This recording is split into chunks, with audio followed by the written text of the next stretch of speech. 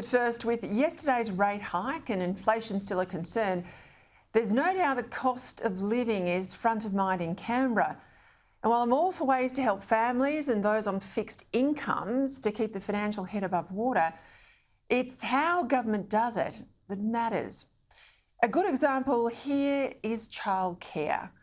While a whole lot of unionised workers were in Canberra today justifying their latest strike and demanding higher pay, we are overworked, undervalued and incredibly underpaid. It's the cost of childcare that deserves a proper interrogation. Would it surprise you as taxpayers to hear that you're spending around $10 billion a year subsidising the cost of childcare? And that under this new Labor government, those subsidies will increase. And more than that, they'll now be paid to families with household incomes as high as $530,000 a year.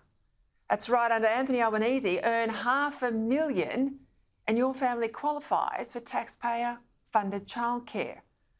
While at the same time, we've got pensioners in this country who can't afford to turn the heater on or barely eating enough to get by. Now, for the life of me, I can't understand why this childcare largesse isn't reported more in the media.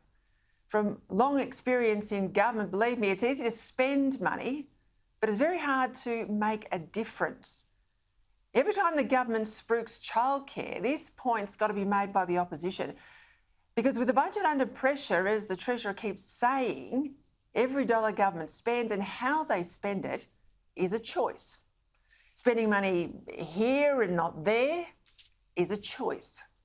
Now, I've no issue with reasonable childcare support being provided to families on low or moderate incomes, only those incomes. But that doesn't invite childcare operators to lift their fees as a result. That's often happened in the past and that's a worry. But this idea to give families on $500,000 a subsidy while leaving pensioners and self-funded retirees too struggling to afford something as basic as power in a country like Australia, well, you can't defend that.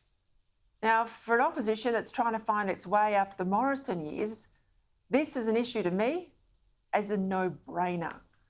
When the legislation goes through the Parliament, the opposition needs to call this spending out, demand a return to the Liberal Party value that every taxpayer dollar is a dollar that they could spend better than government, so when you get it, you spend it wisely. And don't allow Labor to use the budget to buy votes or boost union membership.